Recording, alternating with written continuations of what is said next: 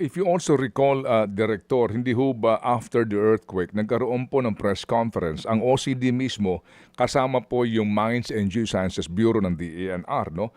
And they identified ito nga pong mga artificial dam na nilikha nito pong malakas na pagyanig. Ito ho bang binabanggit nyo ngayon na halimbawa po tumama dyan po sa Glan na flash floods kasama nga po itong mga putik na itong mga bato. Ito na ho ba yung tinutukoy po ng MGB, sir? Yes, tama po yun, Manong Ted. Actually, nagsagawa ng preemptive evacuation ang municipality ng Glan. Ngunit, alam niyo naman, sa ating mga kababayan ay hindi masyadong hindi nila inaasahan siguro ganun kalakas ang volume ng tubig and sila ay nananatili sa kanilang mga bahay-bahay. Ngunit ang iba naman ito, marami nito ay nakalikas sa mas mataas na lugar kaya sila ay nakaligtas. So nangangahulugan po na, sorry po kung baka mali ang aking salita na gagamitin, hindi po binigyan ng ganoong pong pagpapahalaga yung warning ng MGB. Kaya ganito rin po yung nangyari. Pinapahalagahan naman ng bawat opisyalis ng municipality ng US. Ngunit siguro sa may mga ilan-ilan talaga na naabot o hindi kaya ay hindi nila na figure out o hindi kaya na picture out kung ano ang madala-dalang pinsala nito. So kaya yung iba nananatili pa rin. Kausap ko yung mayor kahapon ng Glan. Ginawa na nilang lahat para maipurmahan ang lahat ng tao na kailangan lumikas na. Kaya lang meron din talagang naiiwan pa dahil sa kanilang mga kagamitan o sa kanilang mga hayop ayaw nilang iwanan. Opo, yung nga po din ang kalimitan pong problema ng LGU, yung worry ng mga residente sa kanilang ari-arian at saan sila titira, etc.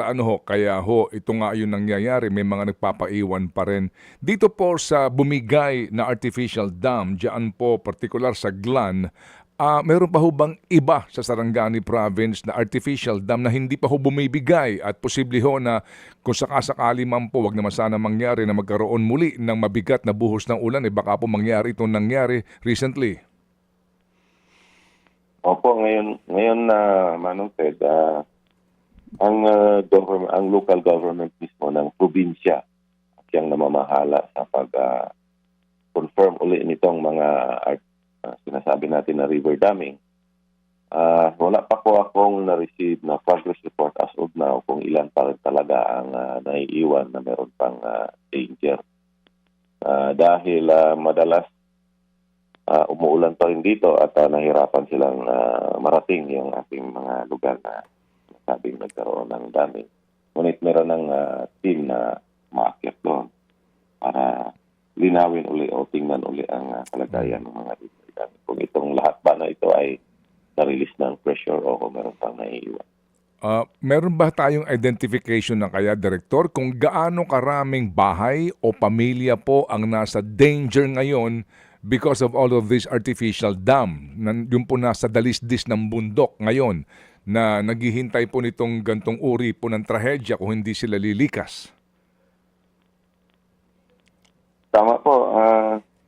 Originally, meron nakalista na around 13,900 families. Marami na nito ang nakaligtas. Ngayon ay atin ang tinitingnan uli kung ano na ba ang progress ng evacuation ng preemptive evacuation. Dahil kahapon, ako ay nagbibigay uli ng memorandum sa mga local government unit na magsagawa na ng supervised preemptive evacuation.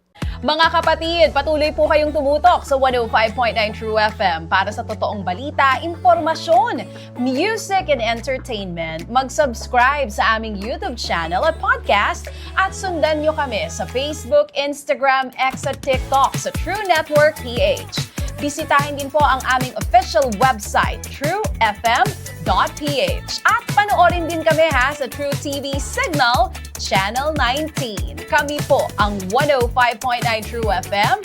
Laging true sa'yo, kapatid.